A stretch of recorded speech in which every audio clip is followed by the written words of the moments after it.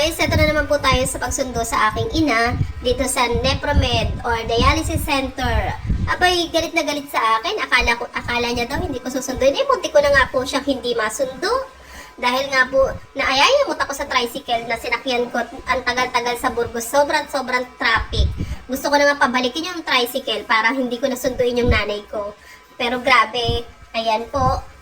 At sa awa ko naman sa kanya, ayan, sinundo ko na rin. Ayan, kinausap ko na nga lang po yung tricycle driver na, sabi ko sa kanya na, pati pagbalik namin, siya na rin po ang sakyan namin. At ito na nga po, reklamo ang aking mudra nung nakarating na kami sa aming bahay.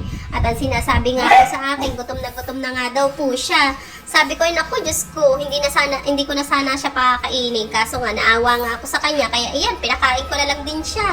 At pinaulam ng parang hindi siya kumain ng 1 linggo. Tingnan nyo naman, yung binigay ko sa kanyang Adidas, Diyos kumiyo, pati buto, kinakain na nga halos. Ayan po, akala ko naman kung ano nangyari sa kanya, yung pala sobrang gutom daw siya. Tingnan nyo, 4 na oras siya lagi nagda-dialysis. Kaya ayan, nasobrahan naman po siya sa pagkain ngayon. At dito niya na lang po dinala yung galit niya sa akin.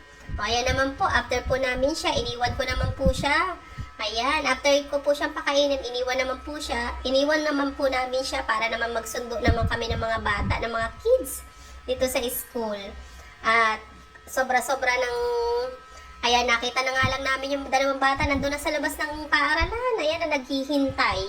O, diba? After po namin na makauwi, eto naman po, dalawang baby ko naman ang naghihintay sa akin. Lungkot na tong baby Maltese namin.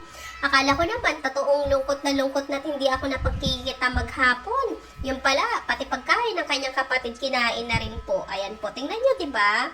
So, ayan naman po, after niya pong magganyan, nakita ko naman po ang baby Oreo ko. O, tingnan nyo, ang baby Oreo ko na makulit, ayan, naglalambing sa akin at nagsusumbong na kinain daw ng kuya niya ang pagkain niya. O, diba? O, tingnan nyo, nagpapaawa effect po yan, pero ang sungit po niyan, grabe yan. Sobra po yan, naku. O, paano guys? Hanggang dito na lang po at pagod na rin po ako. Bye-bye guys! Subscribe, like, and share.